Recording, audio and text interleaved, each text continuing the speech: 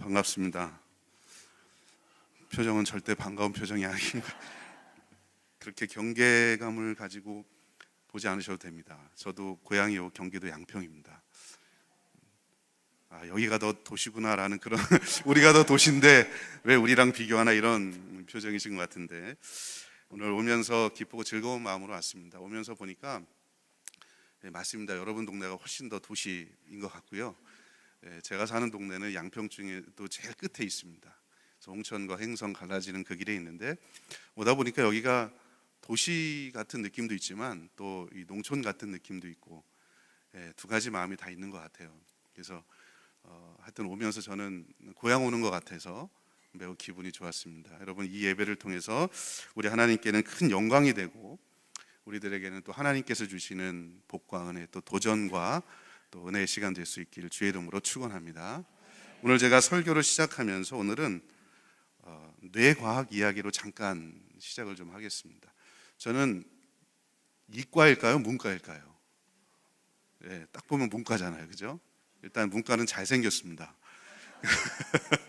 저는 완전한 문과인데 이과에 대해서 잘 몰라요. 근데 제가 얼마 전에 그 어떤 책을 읽다가 재밌는 기사를 하나 보면서 그 서울대학교 그 뇌과학을 전공하신 분의 글인데, 그거를 보면서 재미있는 인사이트를 하나 얻었습니다. 여러분, 우리 뇌에는요, 뇌세포가 구성이 되어 있는데 뉴런과 시냅스라는 두 개로 구성이 되어 있습니다. 물론 여러 가지가 있지만 대표적으로 핵심적인 게 뭐냐, 뉴런 그리고 시냅스라는 겁니다.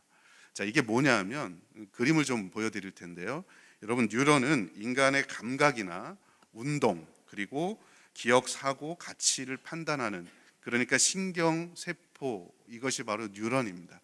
우리 뇌 속에는 이런 세포들이 엄청 많죠. 그래서 내가 뭘 보고 느끼고 체험하고 경험하는 모든 것들을 알게 하는 그 세포가 바로 이 뉴런입니다. 이게 있어서 여러분들이 지금 저를 잘생겼다고 인식하시는 겁니다. 인식이 안 되신 분들은 이상하신 분들이에요. 근데 여러분, 이 뉴런만 있는 게 아니라 인간의 뇌에는 이 뉴런과 뉴런을 연결시켜주는 시냅스라는 것이 있습니다.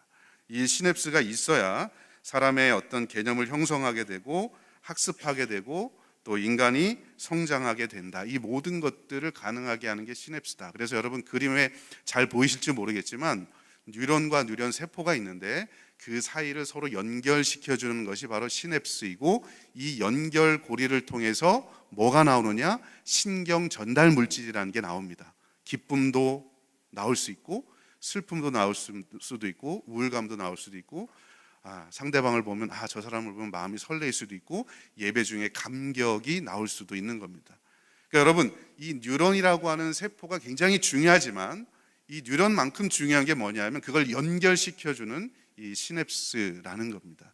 이게 없으면 어떤 일들이 벌어지느냐, 신경 전달 물질이 전달이 안 되고요, 의사소통이 불가능하고, 그리고 인지 능력에 문제가 생깁니다. 말하는 데도 문제가 생기고 사회성 발달에도 문제가 생기게 됩니다. 그러니까 이 연결시켜주는 연결고리가 얼마나 중요한가라는 걸 알게 되죠. 마치 이건 뭐와 같냐 하면, 굳이 비유를 들자면 여러분, 전화기 있지 않습니까? 지금은 전화기가 다 무선으로 돼 있지만 예전에는 전화기가 있고 선이 있었습니다. 이 전화기라는 것이 뉴런이고 선이라는 것이 시냅스라는 겁니다. 아무리 좋은 전화기가 있어도 이 선이 없으면 절대로 통화가 안 되는 것처럼, 그만큼 이 연결시켜주는 이 연결고리가 정말 중요하다라는 거죠. 제가 오늘 설교를 바로 이 시냅스에 대해서 설교를 하면서 우리가 어떤 마음을 가지고 우리의 다음 세대에게 어떤 전통을 물려줘야 할 것인가, 이 말씀을 드리려고 하는 겁니다. 근데 여러분, 제가 이 글을 읽으면서 또 재밌는 사실을 하나 발견했는데, 우리 인간은 뉴런이라는 것은 태어나서 죽을 때까지 약간의 변화는 있지만 크게 숫자가 변하지 않는답니다. 그런데 이 시냅스라는 것은 태어나서 2살, 3살까지 막 엄청나게 증가를 하다가 그 이후에는 점점점 이 시냅스가 줄어든답니다. 내가 사용되는 시냅스는 계속해서 그 뉴런을 활성화시키고, 사용하지 않는 시냅스는 도태돼서 그 뉴런은 기능을 못하고 정지되고 비활성화된다라고 하는 겁니다. 의도적으로 이 시냅스가 가지치기를 한다는 거예요. 그래서 어떤 것은 활성화시키고 어떤 것은 비활성화된다라고 하는 것이 바로 이 글의 요지였습니다. 결국 요약하면 이렇습니다. 사람들은요, 뇌세포는 자주 활용하는 뇌세포가 남는 겁니다. 그리고 그 남은 뇌세포가 인간의 뇌를 구성을 해서 뇌의 구조가 형성이 되고 이 사람이 어떤 사람이고 어떤 생각을 하고 어떤 감정을 느끼고 사람과 어떻게, 하나님과 어떻게 관계를 맺느냐를 결정한다는 겁니다. 많이 사용되는 시냅스, 그렇지 않은 것에 따라서 가지치기가 일어나고 사람의 생각과 감정과 구조를, 행동을 결정한다는 겁니다. 저는 이 설교를 작성하면서 그리고 이 글을 읽으면서 그런 생각을 했습니다. 여러분, 우리 자녀들도 똑같은 것 같아요. 우리 자녀들도 태어나면서 수많은 말과 정보를 듣고 자라지만 왜 어떤 아이에게는 외모라는 뉴런만 남고, 왜 어떤 아이에게는 자라면서 돈이라는 뉴런만 남고, 왜 어떤 아이에게는 친구라는, 유명세라는, 또 어떤 아이, 어떤 부모에게는 유명한 대학, 좋은 직장이라는 뉴런만 남을까? 반대로 어떤 아이에게는 똑같이 태어나서, 인간이 다 똑같이 태어나잖아요. 그러나 이 어떤 아이에게는, 그리고 어떤 부모에게는 왜 예수 그리스도라는 뉴런만 그 마음속에, 그 심령 속에 남을까라는 걸 생각을 해봤어요. 도대체 왜 그럴까? 똑같이 제로에서 시작을 하는데 누구에게는 이런 뉴런만 남고 누구에게는 왜 이런 뉴런만 남을까? 차이는 하나라는 거죠. 무엇을?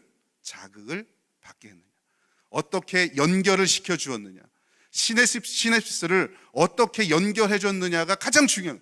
그래서 무엇이 더 활성화되었느냐, 어떤 것은 비활성화되었느냐, 그거에 따라서 이 아이의 머릿속에, 세포 속에, 뉴런 속에 남아있는 것이 완벽하게 달라진다는 겁니다. 저와 여러분이 오늘 세대인 우리가 다음 세대인 우리의 자녀들에게 어떤 연결고리의 역할을 했으며 그 아이들에게 어떤 신경 전달 물질, 어떤 것을 전달해 줬길래 이 아이에게 남는 것이 그것이었는가, 바로 그것이 결정된다라고 하는 겁니다.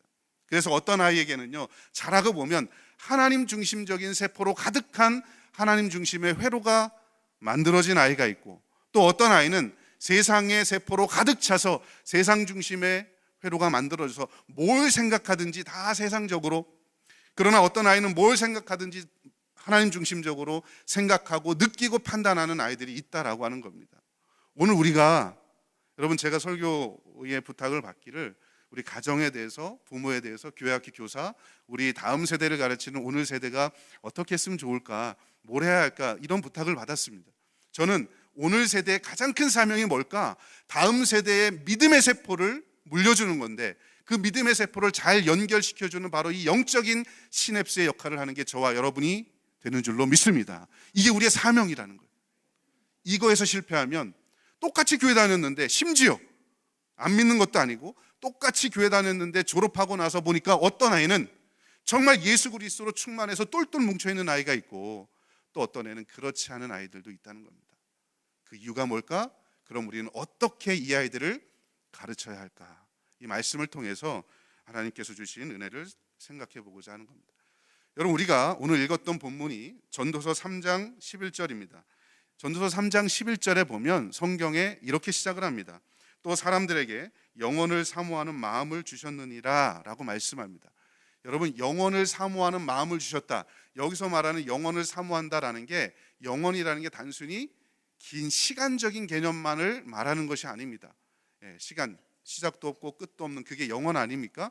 이 영원한 시간에 대한 개념을 우리에게 주셨다, 이런 의미가 아니라, 신학자들이 한결같이 하는 말은 이 영혼을 사모하는 마음이란 하나님의 존재를 갈구하는 마음이라는 겁니다. 영원하신 하나님, 창조주이신 하나님, 지금도 섭리하고 계신 그 하나님에 대한 마음을 모든 사람들에게 넣어주셨다는 겁니다. 누군지는 모르지만 여러분, 예수를 안 믿는 사람들에게도, 여러분 예수 안 믿는 사람들 가만히 보시면 위기의 순간이 오면 뭔가를 찾잖아요. 이게 영혼을 사모하는 마음, 절대자를 사모하는 그런 마음을 주셨다라고 하는 거, 이게 모든 사람이 갖고 있는 기본 값이라는 거죠. 존 칼빈, 종교개혁을 했던 존 칼빈은 여러분 이 내용을 뭐하고 비교를 하냐면, 기독교 강요제 7장에 보면 하나님은 인간에게 종교의 씨앗을 주셨다라고 이야기합니다. 모든 사람들에게 종교의 씨앗을 주셨다. 이거를 열매로 맺는 사람이 있고 저런 열매 이런 열매 다르긴 하지만 모든 사람들에게 종교의 씨앗을 주신 겁니다. 영혼을 사모하는 마음, 우리 기독교인들 같으면 하나님에 대한 마음, 하나님을 사모하는 마음을 주셨다라고 하는 거죠. 매튜엔이라고 하는 사람은요, 하늘나라를 향한 그리움을 주셨다 이런 얘기를 해요. 이 영혼을 사모하는 마음이 하늘나라를 향한 그리움, 하나님을 향한 마음, 하늘나라를 향한 그리움, 우리의 본향을 향한 그리움을 우리에게 주셨다. 이게 우리 모든 사람들에게 주신 기본적인 값이라는 거예요. 태어났을 때부터. 그러니까 하나님을 찾고 사모하는 갈망, 그 씨앗을 우리에게 주셨고 거룩한 마음이 모든 사람에게 있는 겁니다. 이게 우리의 기본값이에요. 요즘 아이들 잘하는 말 디폴트 값입니다. 이게 우리 마음이에요. 우리의 뉴런이 그렇게 만들어졌어요. 그런데 여러분, 성경은요, 이 전도서 9장 3절만 보더라도 좀 전에 제가 말씀드렸던 이 3장에 나오는 영혼을 사모하는 이 마음도 있지만, 이 동일한 책인 전도서에서 또 다른 인간의 본성에 대해서 뭘 타고 나왔냐면, 인간은 죄와 악을 가지고 태어나왔다라고 또 동일하게 이야기해요. 여러분, 전도서 9장 3절 성경이 이렇게 말씀합니다. 모든 사람의 결국은 일반이라. 이것은 해 아래서 행하지는 모든 일 중에 악한 것이니, 모든 사람이 행한 게 악한 것이죠. 곧 인생들의 마음에는 악이 가득하여 그들의 평생에 미친 마음을 품다가 후에는 죽은 자들에게로 돌아가는 것이라. 여러분, 사람의 결국의 일반이다. 이 일반이라는 뭐냐? 모든 사람의 운명이 똑같다는 겁니다. 어떤 거예요? 악을 가지고 살다가 그것이 발현돼서 악이 충만해서 미친 마음을 가지고 살잖아요. 그러다가 죽음을 맞이하게 된다. 이게 인간의 기본 마음이라는 거예요. 그러니까 여러분, 전도서 3장에서 말하는 기본 마음은 하나님을 향한 영원한 사모하는 마음이 있는 거예요. 또 다른 마음은 죄악을 향한 마음이 우리에게 있는 거예요. 두 가지 마음이 다 있어요. 그래서 시편 51편 5절에 성경이 이렇게 노골적으로 이야기합니다. 내가 죄악 중에 출생하였으며 어머니가 죄 중에 나를 잉태하였나이다. 아예 죄악 중에 내가 출생했다. 나의 기본값은 뭐다? 죄인이다. 죄악을 가지고 나는 태어난 사람이다. 이게 내 기본값이라는 거예요. 로마서 3장 10절부터 12절 성경이 이렇게 말씀합니다. 기록된 바 의인은 없나니 하나도 없으며 깨닫는 자도 없고 하나님을 찾는 자도 없으며 다 치우쳐 함께 무익하게 되고 선을 행하는 자는 없나니 하나도 없도다. 여러분, 인간이 죄악으로 가득 차서 선을 행하지 않는다. 이 말이 뭘까요? 악을 행하며 산다는 말이에요. 중립적인 게 아니라. 그러니까 여러분, 전도서 9장에 나오는 말씀이나 시편 51편 그리고 로마서 3장에 나오는 한결같은 말씀, 인간의 본성은 어떻다? 죄악으로 가득 차 있다. 이게 우리의 기본값이다. 여러분, 이 전도서 3장의 말씀과 9장 그리고 나머지의 말씀을 가만히 살펴보면 두 가지 마음이 다 있는 거예요. 기본값으로 하나님을 사모하는 영혼을 사모하는 마음도 있지만, 죄를 갈망하고 죄와 악과 더불어 평생을 살아갈 수밖에 없는 이것이 인간의 두 가지 마음이 있다라는 겁니다. 한 마음을 하나님을 향한 영혼을 향한 마음이고 사모하는 마음이고, 또 한 마음은 세상을 향한 악한 마음이 우리에게 있다. 하나님께 가까이 가고자 하는 마음도 있고 하나님으로부터 멀어지고자 하는 마음도 있다는 겁니다. 여러분, 이 마음 중에 무엇이 남느냐 하는 거죠. 그것이 왜 남느냐 하는 거예요. 그 이유는 아까 제가 말씀드렸던 뉴런과 시냅스와의 관계입니다.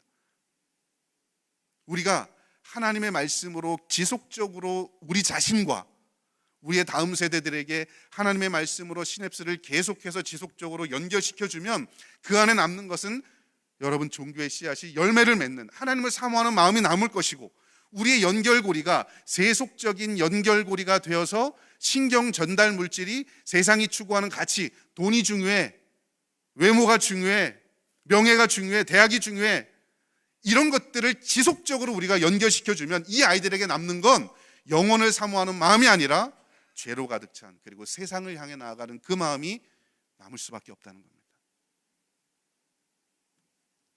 그러므로 여러분과 우리의 자녀들, 그리고 교회학교 교사도 계실 겁니다. 내가 맡은 우리 아이들, 이 아이들이 하나님의 세포로 가득 찬, 하나님의 뉴런으로 가득 찬 아이들로 우리가 만들 수도 있고, 반대로 세상의 세포로 가득 찬, 세상의 뉴런이 가득 찬 아이들로 만들 수도 있다. 결정적인 차이가 뭐냐? 어떤 시냅스가 연결되느냐, 내가 어떤 연결고리가 되느냐, 내가 이 아이들에게 어떤 영적인 전달 물질을 이 아이에게 보내주느냐에 따라서 이 아이의 영혼의 가치가 달라진다는 겁니다. 너무나 두려운 말씀이죠. 우리 자신도 마찬가지지만 내 자녀, 우리 다음 세대 아이들, 우리 반 아이들도 마찬가지라는 겁니다. 여러분은 지금 어떤 시냅스 역할을 하고 계십니까? 어떤 연결고리 역할을 하시고 계십니까? 그리고 연결고리를 통해서 무엇을 전달하고 계십니까? 정말 목에 칼이 들어와도, 여러분 목에 칼이 들어와도 예수 그리스도의 십자가의 복음, 여러분 그거 지키고 살았잖아요. 그 십자가의 복음이 내 자녀와 내 손주와 우리 반 아이들에게 이어지고 있느냐 하는 거예요. 그렇지 않다면 처음에는 하나님을 사모하는, 영원을 사모하는 유런으로 가지고 태어났어도 결국은 세상을 향한 마음, 세상을 향한 유런으로 가득 찬 아이가 된다는 거예요. 여러분, 우리 아이들에게 요즘 아이들의 기본값이 뭔지 아십니까? 성경에서 말씀하는 기본값은 두 가지 마음이 다 있다고 하는데, 여러분 요즘 아이들의 머릿속에 가장 중요하게 여기는 것이 과연 무엇일까? 어떤 세포로 가득 차 있을까? 제가 한번 조사를 해봤어요. 2024년도에 한국청소년정책연구원이라는 기관에서 청소년을 대상으로 물어봤습니다. 여러분 인생에서 가장 중요한 가치가 무엇입니까? 뭐가 가장 중요하냐라고 중고등학생들에게 물어봤습니다. 1위가 가족입니다. 2위가 여가 생활입니다. 가족이 있으면 되고, 시간 있으면 되고, 3위가 돈이 있으면 됩니다. 그러니까 돈만 있으면 내 시간을 즐길 수 있고 가족과 행복하게 즐길 수 있다. 이게 우리 아이들이 가지고 있는 가치관이에요. 이게 가장 중요하다고 여기는, 이 아이들의 뇌세포 속에는요, 영혼의 뇌세포 속에는 그게 들어있는, 가족, 여가, 돈. 작년에, 올해죠, 25년도 6월 25일 제가 뉴스를 보다가 적어놨어요.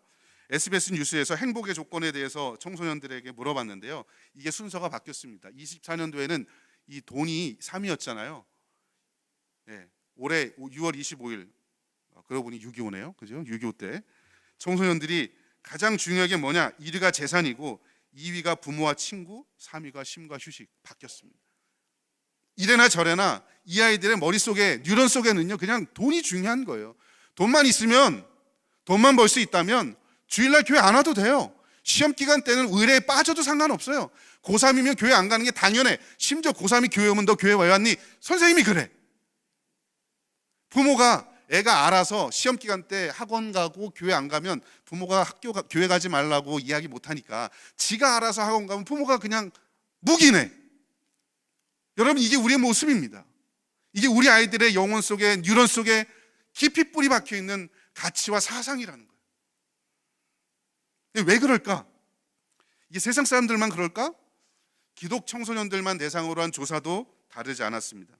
24년도에 한국교회 Z세대 인식조사에서 그들의 삶에서 가장 중요한 가치가 뭘까? 1위가 신체적인, 정신적인 건강이었습니다. 2위가 물질적인 부, 3위가 사람들과의 관계, 4위가 화목한 가정. 신앙은 없습니다.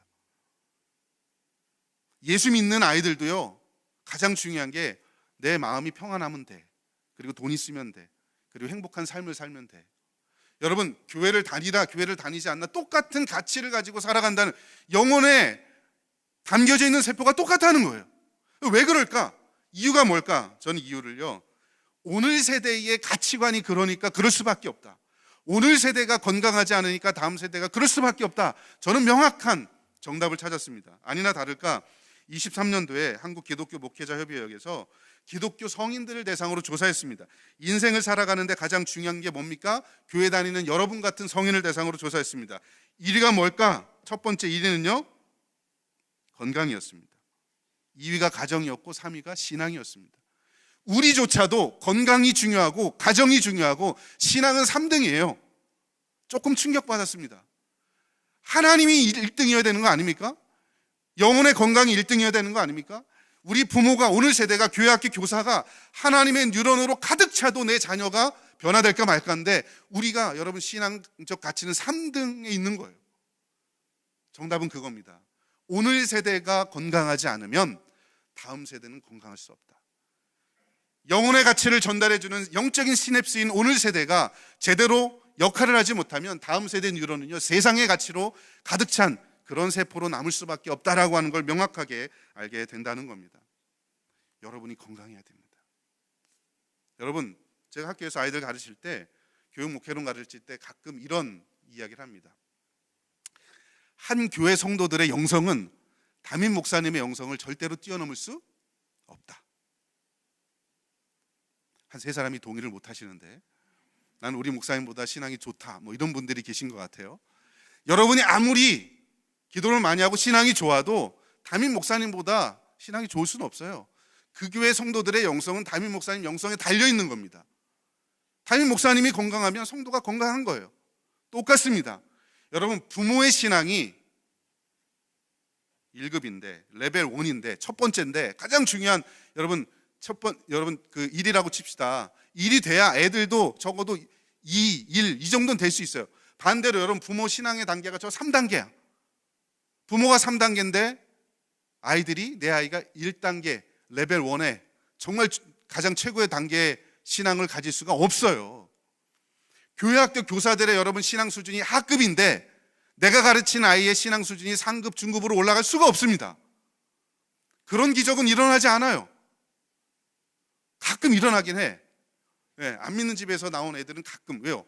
부모가 그러면 교회에서 목사님이나 선생님이 그런 역할을 하기 때문에 가끔 이 뇌세포가 변형돼서 이상하게 변형된 애들이 가끔 있어요. 신앙의 뇌세포가. 그래서 여러분 1등급 올라가는 애들이 있긴 하지만 일반적인 경우라면 교회도 그렇고 가정도 그렇고 여러분 한 교회 성도들의 영성은 담임 목사님의 영성을 뛰어넘을 수 없고 부모의 영성을 아이들이 뛰어넘을 수 없어요. 오늘 세대가 건강해야 된다라고 하는 겁니다. 여러분이 정말 여러분 내 자녀뿐만 아니라 내 손주뿐만 아니라 이 교회에서 자라는 모든 다음 세대를 건강하게 만들고 싶으시면 여러분 하나님의 말씀으로 똘똘 뭉친 신앙인 될 수 있길 주의 이름으로 축원합니다. 여러분 신명기 6장 4절부터 9절 우리가 너무나 잘 아는 쉐마 본문이죠. 들어라 이스라엘. 이 쉐마라는 말, 이 쉐마 이 표현이요 성경에 명령어로 쓰여진 게 한 150번에서 300번 정도 된답니다. 그런데 여러분 이 쉐마라는 말이 이 명령뿐만 아니라 여러 가지 변형형으로 쓰여진 말이 성경 전체를 보면 1000번이 넘습니다. 제가 찾아보니까 한 1160번 정도 쓰여진다고 하는데요. 그 중에 쉐마 이스라엘, 이스라엘이라는 말까지 딱 붙여서 지명해서 쉐마 이스라엘 이렇게 쓰여진 표현이 한 5번에서 6번 정도 성경에 등장하는데 여러분 특별히 쉐마 이스라엘이라고 아주 명시적으로 표현할 때 어떤 문맥 속에서 사용되느냐? 정말 중요한 상황. 전쟁을 앞두고 이스라엘 백성들에게 하나님께서 명령하실 때 그리고 정말 중요한 가치, 특별히 다음 세대에게 신앙을 어떻게 물려줘야 될 것인가를 가장 중요한 가치를 말할 때 이 쉐마 이스라엘이라는 표현을 썼습니다. 대여섯 번밖에 나오지 않아요. 이 조합된 말이. 그러니까 여러분 오늘 제가 이제 말씀드릴 신명기 6장도 마찬가지예요. 그만큼 중요하다는 거예요. 이 쉐마 신명기 6장 말씀이. 그런데 우리가 이 신명기 6장 말씀을 읽고 또 설교를 들을 때 어디에 초점 맞추냐면 대부분 신명기 6장 7절부터 9절에 있는 이게 어떤 내용이냐면 제가 읽지는 않겠습니다만 어떤 내용이 나오냐면 야, 너 네 자녀를 잘 가르쳐라. 애가 누웠을 때든지 길을 갈 때든지 이게 뭘까요? 시간과 상관없이 아침이든 점심이든 상관없이 일어날 때든지 누웠을 때든지 장소와 상관없이 시간과 장소에 상관없이 네 자녀를 하나님의 말씀으로 가르쳐라. 잘 가르쳐라. 이게 오늘 세대인 너의 사명이다. 부모의 사명이다. 그래서 이렇게 가르쳐야 된다라고 대부분 요 쉐마 말씀의 초점을 이 후반부에 비중을 둡니다. 그런데 여러분 이 쉐마 말씀이 6장 4절부터 시작이 되는데 그보다 앞선 7절 이전에 6장 4절부터 9절의 말씀을 보면 정말 중요한 가치가 뭔지 나옵니다. 여러분 6장 4절부터 9절 우리 성경이 이렇게 이야기합니다.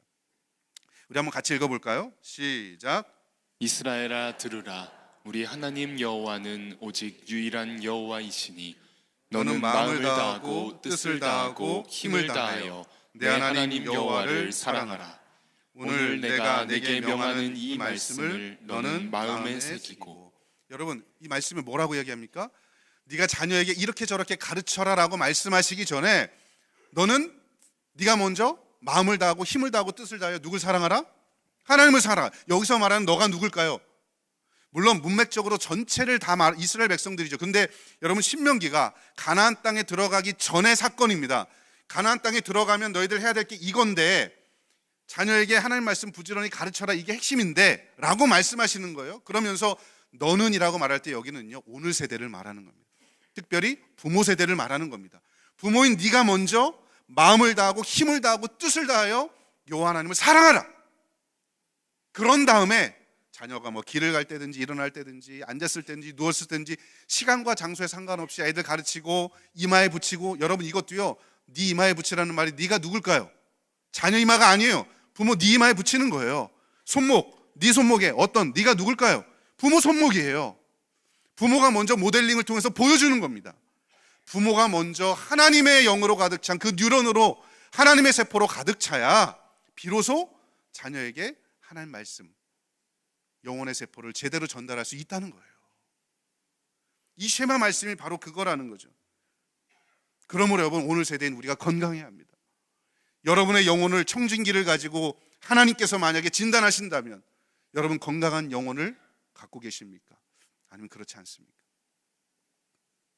새는요, 건강한 나무에만 깃듭니다. 나무가 건강하지 않으면 절대로 새가 깃들지 않습니다. 저는 시골에 자랐기 때문에 너무나 잘 알아요.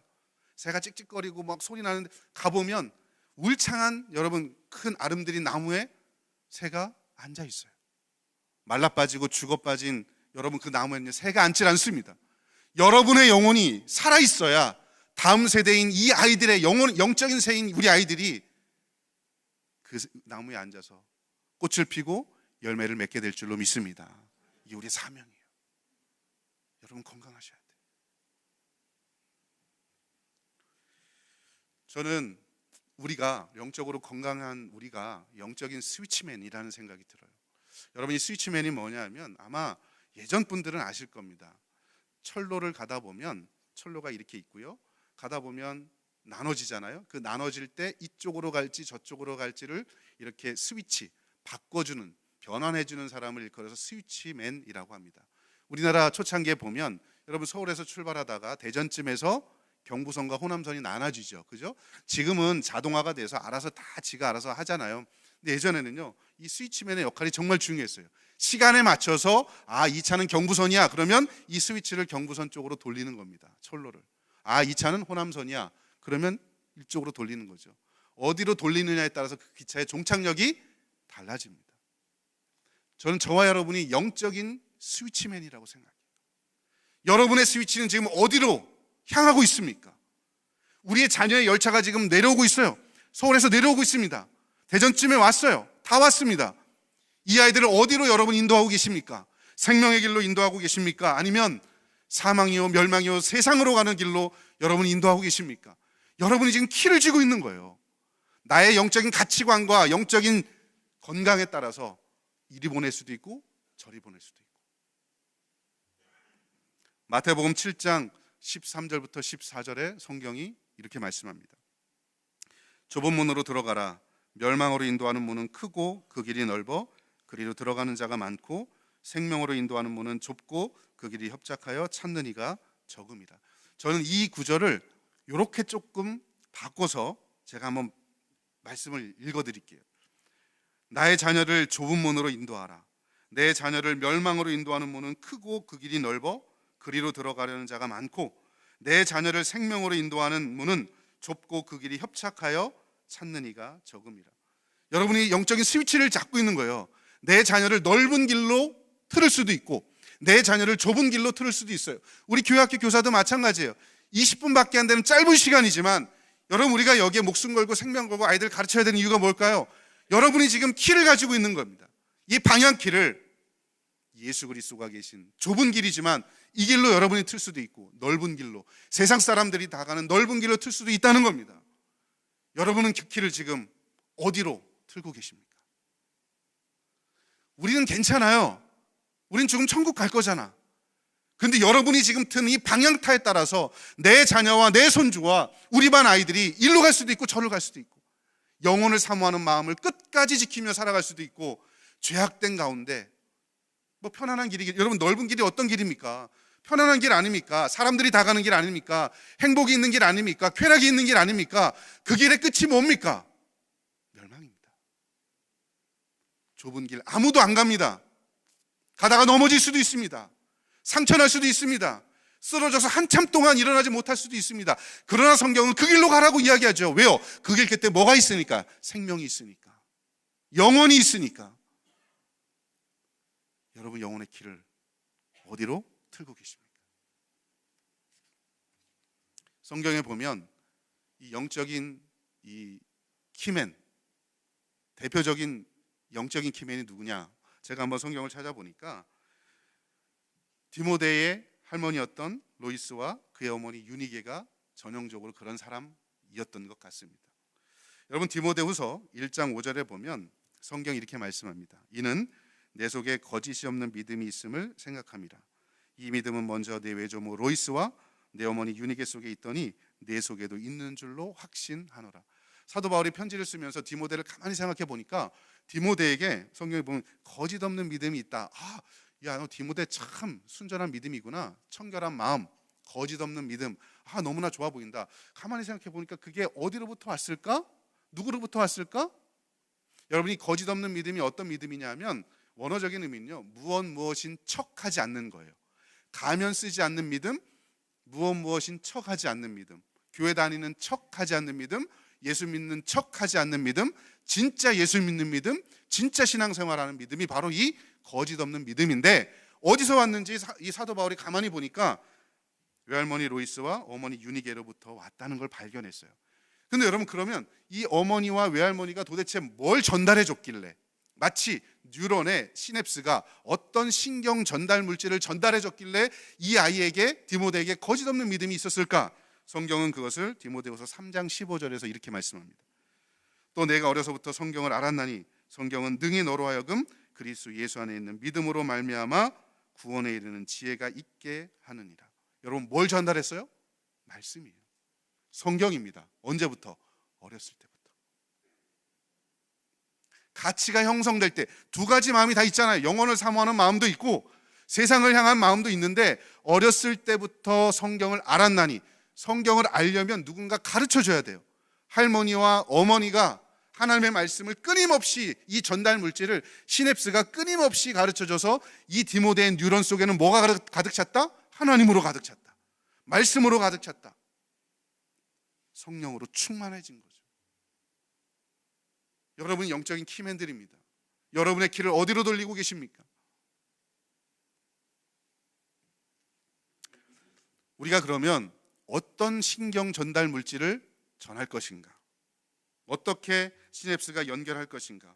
성경은 여러분 그 구체적인 내용을 오늘 이 본문 말씀에는 나오진 않지만, 제가 여러분 성경을 보다 보니까 시편 78편 6절부터 8절 말씀에 보면 오늘 세대인 우리가 다음 세대에게 전달해야 될 이 전달 물질이 뭔가, 전달의 내용이 뭔가를 성경이 명확히 말씀하고 있습니다. 여러분의 사명은 바로 이겁니다. 자, 시편 78편 6절부터 8절. 이는 그들로 후대 곧 태어날 자손에게 알게 하고 그들은 일어나 그들의 자손에게 일러서 그들로 그들의 소망을 하나님께 두며 하나님의 행하신 일을 잊지 아니하고 오직 그의 계명을 지켜서 그들의 조상들 곧 완고하고 패역하여 마음이 정직하지 못하며 하나님께 충성하지 아니한 세대와 같이 되지 아니하게 하려 하심이라.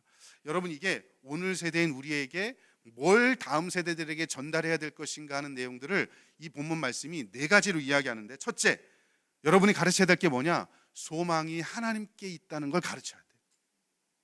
소망이 이 땅에 있음을 가르치지 말고 소망이 하나님께 있음을 가르쳐야 됩니다. 여러분, 우리의 소망은 어디 있습니까? 이 땅이 아니에요. 여러분, 이 땅이 아무리 잘 먹고 잘 살아도 100년 살면 잘 살까? 그 이후에는요, 천국과 지옥입니다. 소망을 어디 둬야 할지, 영원한 세상에 가치를 둬야 될지, 이 세상에 가치를 둬야 될지 자녀에게 분명히 가르치라는 거예요. 이게 우리가 전달해야 될 가치입니다. 그러면 여러분, 하나님 중심적으로 살아갈 수밖에 없어요, 아이들이. 둘째, 우리가 전달해야 될 게 뭐냐? 하나님이 행하신 일을 잊지 아니하도록 가르치는 겁니다. 하나님이 너의 삶에 어떻게 역사하셨는지 잊지 않도록 가르치는 거예요. 여러분, 우리는 기억력이 그렇게 좋지 않아요. 그죠? 한 번 듣고 금방 까먹어요. 여러분, 오늘 설교 들었잖아요. 다음 주에 오시면 몇 프로나 이해하고 기억하고 계시는지 아세요? 몇 프로나 남을까요? 50%? 여러분의 뇌를 그렇게 많이 신뢰하십니까? 제가 교육학을 전공한 사람입니다. 데일이라는 사람의 원뿔 이론에 보면, 여러분, 듣기만 하면 일주일 후에 리텐션 레이시 얼마냐? 5%밖에 안 남습니다. 아무리 여러분 제가 잘생기고 설교를 잘해도 여러분 속에 남는 건 5%밖에 안 돼요. 그러니까 여러분 어때요? 하나님이 행하신 일을 잊지 않도록 매일매일 가르치는 거예요. 그래야 남아요.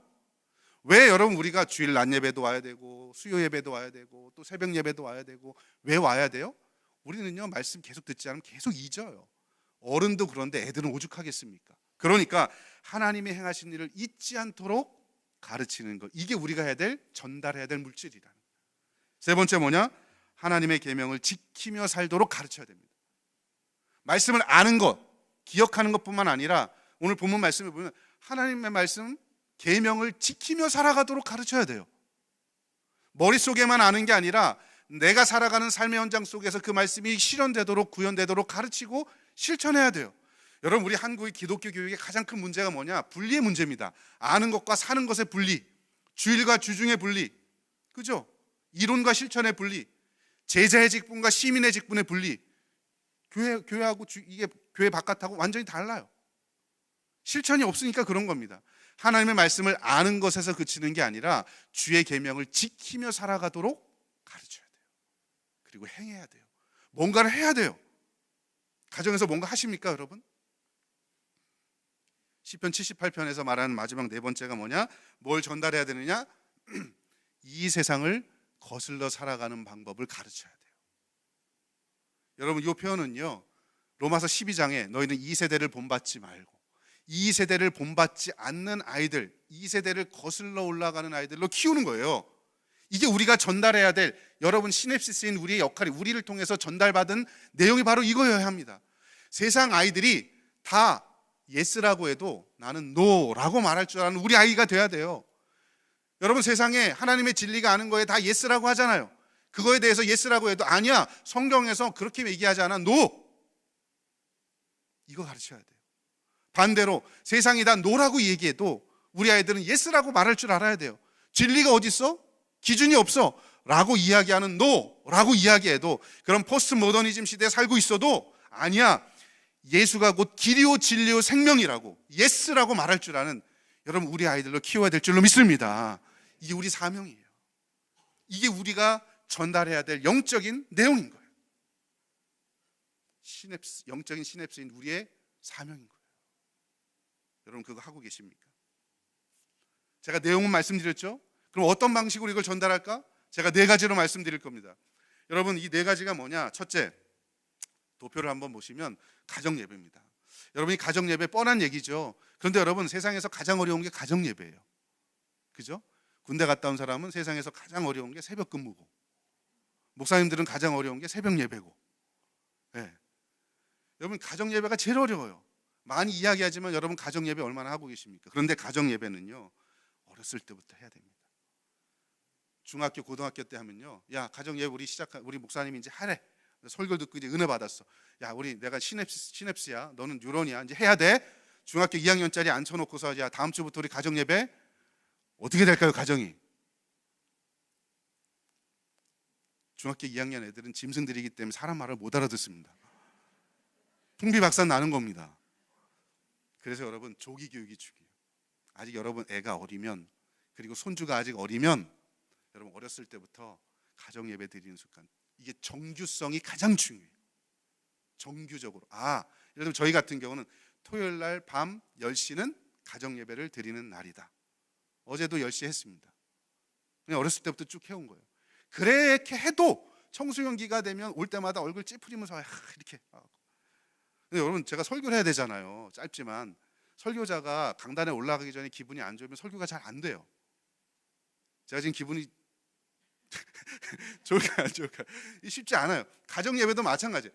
청소년기 때 애들 와갖고 예배 드리자 그러면 인상 찡그리고 와. 그러면 나도 마음이 상해. 지금은 예배하러 오라 이야기할 때 얼굴 안 보고 이야기합니다. 야, 오라 와라, 빨리 와라, 이렇게 얘기해. 내가 상할까 봐. 여러분, 애들이요, 어렸을 때부터 가정 예배 해도 쉽지 않아요. 그래도 가정 예배가 생명입니다. 이 안에서 영적인 전달이 이루어지는 거예요. 영적인 가치의 전달이 이루어지는 거죠. 어렸을 때부터. 교리 교육. 여러분, 교리가 가장 중요합니다. 성경을 신학적으로 체계화시켜 놓은 게 교리예요. 여러분, 성경은 아는데 교리를 모른다? 이단에 빠지기 쉽습니다. 교리가 그래서 중요해요. 이 교리는요, 반복적으로 가르쳐야 돼요. 우리 교단에서 나온 교리 책이 있습니다. 소유리 문답책. 이거 가지고요, 잠자기 전에 한 번씩 애들한테 하나씩 일문 일답 해주세요. 네.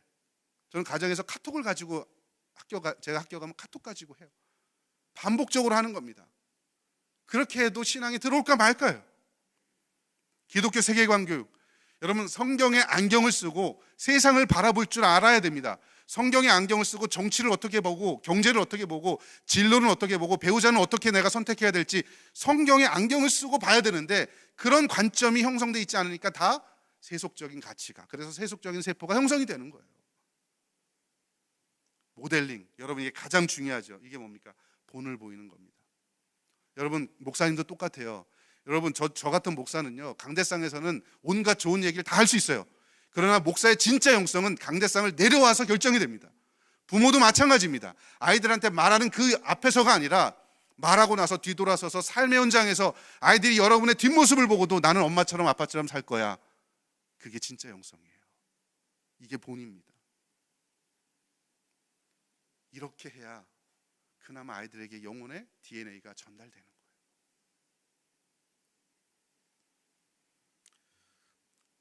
저는 생긴 것 같지 않게 시골 출신입니다. 딱 보면 도시남처럼 생겼잖아요, 그죠? 아니에요? 기분 나쁘신 것 같아요 오늘. 양평인데 저희 어머니는요, 새벽, 시골에 살 때, 지금은 서울 올라와 계시지만 새벽 4시 반만 되면, 그 농사에 바쁜 때도 4시 반만 되면 항상 새벽 기도를 가려고 일어나셨어요. 5시에 새벽 기도인데 한참 걸어가네요. 여러분, 4시 반에 안 일어날 수 없는 이유가 있어요. 일어나야만 되는 이유가 있어요. 왜냐하면 우리 옆집이 보살이 있었는데, 옛날에 시골은요 담이 없어요. 그러니까 나무 꽂아놓는 게 담이야. 예, 보살이 살았는데 이분이 새벽에, 이분도 5시에 이 공양인지 한다고. 여러분, 시골에 보면 수도가 없고 펌프가 있잖아요. 이 펌프질 하는 소리에 그냥 4시 반에 깨. 그분은 정한수를 뜨려고 펌프질을 하는데 우리 어머니는 그 시간에 그 소리 때문에 깨서 세수하고 이제 교회를 가시는 거죠. 저는 어머니가 정말 농사가 바쁜 중에도 그렇게 하시는 모습을 보면서, 아, 힘들고 어려울 때, 바쁠 때도 기도를 쉬면 안 되는구나 라고 하는 DNA를 보면서 배운 것 같아요. 그 영적인 가치의 전달이 우리 어머니가 영적인 시냅스가 된 거죠. 그게 그냥 저한테 몸으로 그냥 어렸을 때부터 보면서 그게 형성이 된 것 같아요. 힘들 때도 사람 찾아가지 않고, 힘들 때 뭐 돈도 없었지만 돈 찾지 않고, 힘들 때 하나님 찾는 거, 여러분 그 가치가 어렸을 때부터 전달된 것 같아요. 어렸을 때 저희 집 앞에 밭이 있었어요. 밭이 있었는데 매번 토마토밖에 없었어요. 그때 과일이라고는 토마토를 심어서 나오면 그건 먹는데, 어느 해인가 그 밭에 토마토가 자라야 되는데 토마토 사이에 조그맣게 노란 꽃이 피는 새 포기가 뭔가 있더라고요. 봤더니 이게 수박인 거예요. 시골에서, 그 시골에 수박이 그렇게 흔하지 않았던 때거든요. 쉽지 않았어요. 그러니까 그걸 보면서 조금 지나니까 진짜 수박이, 꽃이 떨어지고 나니까 수박이, 여러분, 수박은요 어렸을 때부터 수박이에요. 호박에 줄근다고 수박이 안 된다는 거 저는 어렸을 때부터 알았어요. 절대로 어렸을 때도 이렇게 이 새끼인데도 수박에 줄이 거져서 이렇게 시작이 돼요. 그걸 보면서 제가, 아, 이거는 내가 키워서 이제 먹을 수 있겠다. 네, 그래서 제가 정말 열심을 다해서 키웠어요. 아침 저녁으로, 특히 아침에 정성을 다해서 제 몸에 나오는 에너지를 다 거기에 쏟아부었죠. 아직까지 웃지 않는 분들은 이게 뭔지, 예? 제가 소변을 거기다 봤다는 얘기입니다. 거름대라고. 이거를, 예, 한 달 이상 했던 것 같아요. 이거 잘 자라라 그러면서 온갖 좋은 것들은 다 주고서 엄청 커졌어요. 딸 때쯤 됐어요. 이제 한 내일이나 모레쯤 되면 따서 먹을 수 있을 것 같아.